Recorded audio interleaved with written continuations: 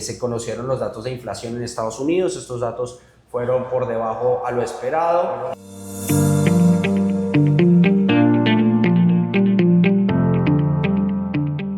Bienvenidos a más un podcast de Inon Capital. Yo soy Paulo Nery da Costa, especialista de inversiones, y hoy estoy aquí acompañado una vez más de nuestro especialista de renta variable, Juan Sebastián Mora, que nos va a acompañar en esta charla. Bueno, Juan, como has visto, estos últimos días han sido bastante interesantes, por no decir bastante complejos, ¿no? De alta volatilidad en el mercado, tanto en renta variable, renta fija. Hemos visto el VIX también, pues llegando a más de 60 puntos. Entonces, es muy interesante porque hemos visto la primera parte del año y hasta una parte ya desde el segundo semestre del año en que los activos pues tenían una tendencia claramente alcista y no parecía que habría nada que podía ir en contra, ¿no? Los rendimientos de los activos, principalmente activos de riesgo. Ya esos últimos 5 días ha sido una otra historia.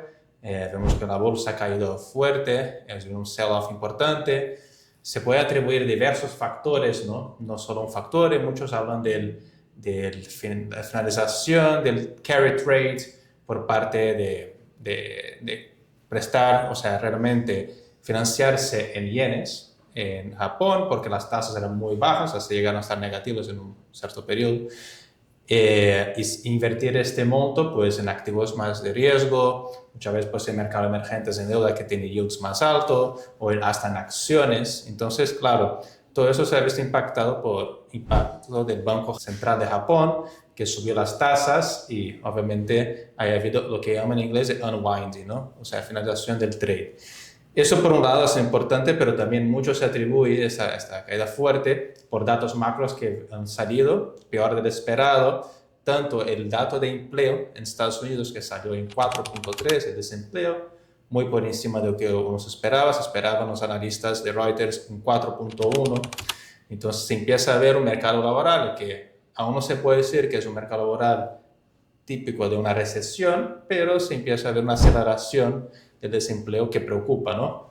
Además de eso, sumamos los PMIs, que son los índices de actividad económica en Estados Unidos, y la parte manufacturera, pues, está peorando bastante, entró en contracción, y los servicios, que sigue empujando la economía, también empieza un poco a salir un poco peor de lo esperado, aunque sigue fuerte, ¿no?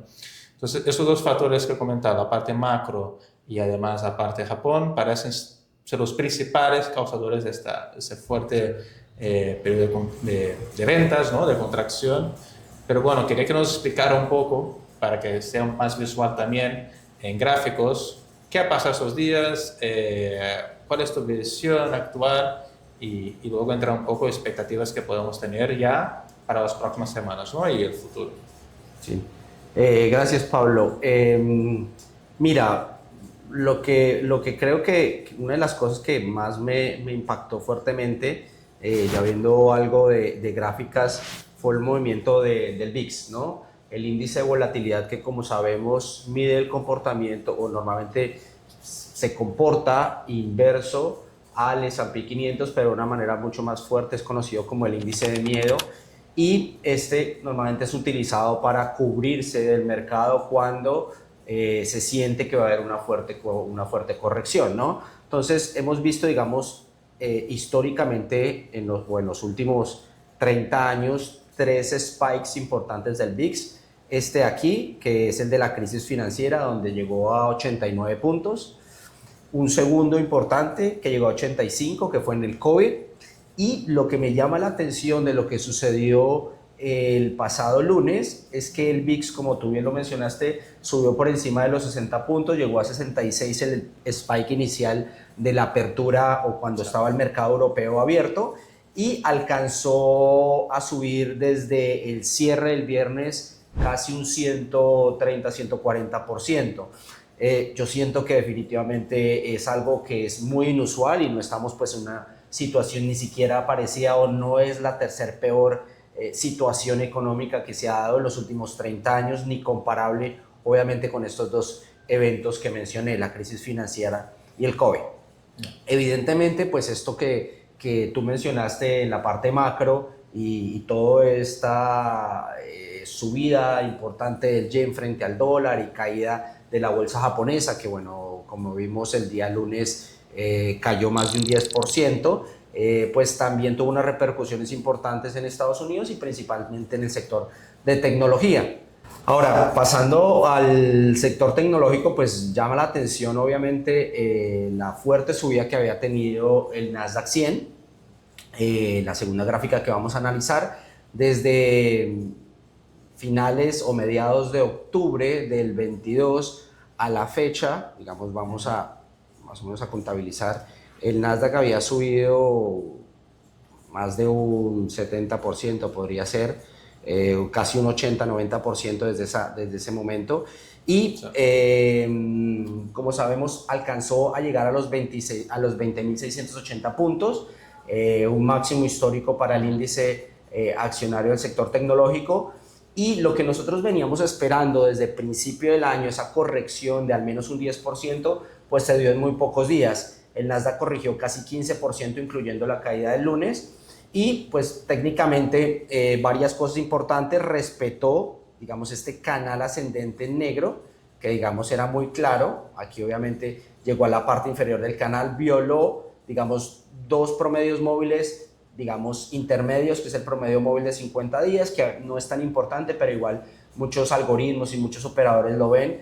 El promedio móvil de 100, que es este en violeta, y el azul, que el lunes, digamos, lo violó levemente, pero cerró por encima de él, y hoy, evidentemente, pues también, digamos, hubo una recuperación.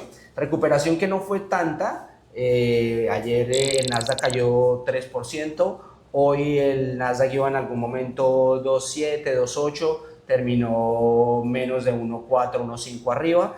Entonces no se dio la recuperación que, digamos, todo el mundo estaba esperando, pero técnicamente, digamos, por lo menos no quebró estos niveles ni quebró este canal intermedio.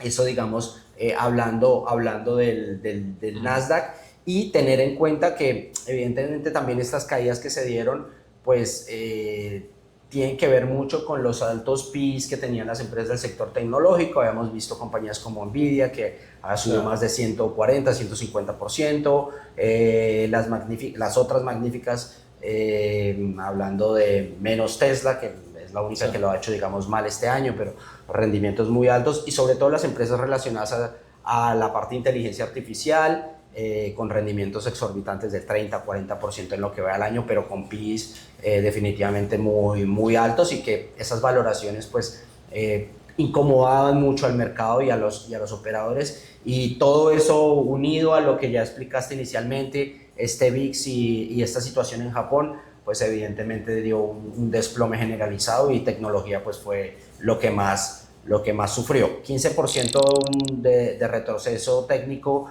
es un retroceso importante, y pues bueno, por ahora clave que no rompa el Nasdaq este nivel, porque de caer por debajo de este promedio móvil y de este canal, pues ya vendría a buscar de pronto los 17.000 puntos, pero pues mientras siga, digamos, en ese rango, creo que es positivo.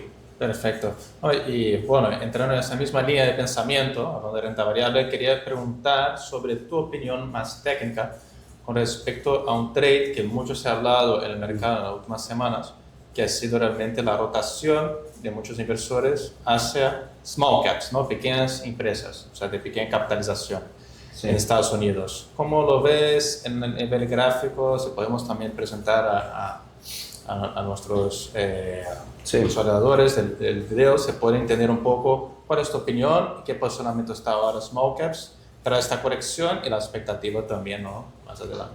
Sí, bueno, el mes pasado vimos que el Russell 2000, que obviamente es el índice de las compañías pequeñas, small caps, tuvo una subida importante del 10%, y esto se dio principalmente después que se conocieron los datos de inflación en Estados Unidos. Estos datos fueron por debajo a lo esperado. Eso, digamos, anticipaba que la Fed pudiera comenzar a recortar evidentemente los tipos de interés, como desde hace harto ya se venía anticipando. Es que y creo que esto, ¿no? ¿Perdón? Ok, esto, ¿cómo ha cambiado las expectativas de la... Sí, todo el año. Al principio veníamos esperando 6 recortes, después 3, después solo uno, y ahora creo que estamos nuevamente en el rango de 2, 3, y ahora pues tú nos vas a dar tu opinión al respecto. Pero hablando de eso, claro, una expectativa de recortes de tasas en teoría debería beneficiar principalmente a las compañías pequeñas, y por eso se dio digamos, esta fuerte subida también. Creo que tuvo que ver mucho el hecho de un posible triunfo de Trump contra Biden. Obviamente ya ahora está Kamala Harris en la contienda, pero Trump, al ser tan proteccionista, posiblemente le podría dar un impulso también a las compañías pequeñas, ayudándoles con créditos, o con incluso recortes de impuestos, y esto podría digamos, a beneficiarles. Eso creo que también la impulsó bastante. Y esta rotación que se estaba dando, que también es consecuencia de la subida importante de tecnología, ¿no? Esta rotación del sector tecnológico a value, a compañías cíclicas, donde obviamente small caps pues hace parte, ¿no? Entonces creo que fundamentalmente esas tres cosas, no sé si de pronto algo se me escapa, y pues técnicamente los small caps habían decepcionado mucho, ¿no? Venían, digamos, de varios años en los que este es el ETF, el IWM, que replica el Russell 2000, prácticamente es lo mismo, pero siempre había estado en este rango lateral. Inclusive, como vimos, el Nasdaq, el S&P 500 ha tenido una muy fuerte subida, y desde el 2022 ha venido en un rango, digamos, muy lateral, y precisamente se dio un breakout hacia, como le digo, la segunda semana de julio, donde por fin se rompió este canal lateral, y aquí fue donde, pues evidentemente, mucha gente comenzó a comprar small caps y se dio esta subida tan fuerte. Ahora, digamos, lo importante también acá es que esa subida del 10% prácticamente la perdimos en una semana y media, y small caps devolvió nuevamente todas estas ganancias, inclusive estuvo por debajo de los niveles a los que comenzó julio, y pues técnicamente respetó nomás un promedio móvil de 200 días muy importante el día de ayer. Ahí comenzó a recuperarse y está nuevamente, digamos, dentro del canal. Entonces, ¿qué significa que esté dentro del canal? Técnicamente que puede nuevamente, a estar en ese rango lateral hasta que no haya una confirmación de que Estados Unidos no va a entrar en una recesión, porque ese era otro de los miedos que hizo que el mercado colapsara tan fuerte ayer, que Estados Unidos no va a entrar en una recesión, y que evidentemente sí va a haber un recorte importante, y que bueno, evidentemente las compañías pequeñas lo van a hacer bien. Entonces ahí te devuelvo pues un poco la pregunta, ya hablando más de la Fed y en función de lo que pasó ayer. ¿Crees que la Fed vio los mercados? ¿Crees que la Fed, no sé, va a tomar una decisión con base en lo que pasó ayer, con base en lo que está pasando en Japón? ¿O cuál es tu perspectiva de tasas de interés de aquí a final de año para Estados Unidos? Perfecto, no, muy buenas preguntas y muy difíciles de contestar, ¿no? Porque aquí cada día se va cambiando todo el panorama. Pero bueno, sí, la Fed, la primera pregunta, sí, yo creo que está atenta a los mercados y reacciona mucho de acuerdo con lo que pasa en los mercados también. Porque si uno se recuerda lo que pasó en 2018, por ejemplo, y que la Fed estaba subiendo tasas, quizás un poco exagerado en este momento, y luego el mercado empezó a caer fuertemente al final del año, la Fed rápidamente cambió su ruta, ha hecho un U-turn y ha vuelto a cortar tasas rápido. Entonces sí que respetó la opinión del mercado, ¿no? Por este lado. Entonces yo creo que la opinión, el consenso es que sí, la Fed mira el mercado y no solo el mandato de empleo y de inflación, ¿no? Eso por un lado. La segunda pregunta, ¿se va a recortar rápido? ¿Cuánto? Es muy difícil saber porque también depende mucho de los datos que vayan saliendo. ¿Crees en los 50 puntos básicos para la próxima reunión, o crees que solo ahora mismo el mercado está poniendo en precio que va a haber un recorte de 50 puntos básicos en la reunión del 18 de septiembre? Algunos más radicales hasta creen que podemos ver una reunión de emergencia donde se puede hacer los cortes de una vez. Honestamente no es el consenso del mercado, muchos esperan que dejarán para la reunión de septiembre, y ahí sí, hoy, a día de hoy, es muy factible que haya un recorte de 50 puntos básicos, y podemos hasta ver el final del año la tasa rondando más los 4,25 por ahí, o sea que cortes importantes de hasta 100 puntos básicos hasta el fin del año, ¿no? Okay. Entonces, esa es la expectativa hoy, mucho cambia con el tiempo, no hace falta recordar que al final del año pasado se esperaban 7 recortes este año y aún estamos por ver el primero, entonces realmente todo cambia día a día, Sí. semana a semana con los datos que van saliendo. Obviamente, catalizador será empleo e inflación. Inflación, por ahora empleo ya está indicando que hace falta hacer algún recorte y inflación aún queda un poco por bajar, entonces hay que ver cómo van a ser los próximos datos. Perfecto. Y bueno, yo creo que cubrimos una parte hablado. importante de lo que Exacto. sucedió ayer. Y bueno, muchas gracias por la invitación, Pablo, como No, siempre.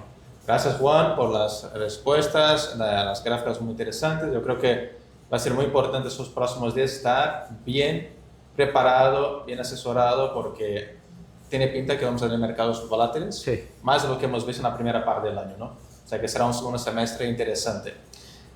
Gracias por acompañarnos en más un video aquí en Inon Capital. Y bueno, esperamos que os habéis gustado la información y que puede ser de uso. Y bueno, os contamos con vuestra para los próximos videos. El objetivo de este video es brindarle información relevante para la toma de decisiones.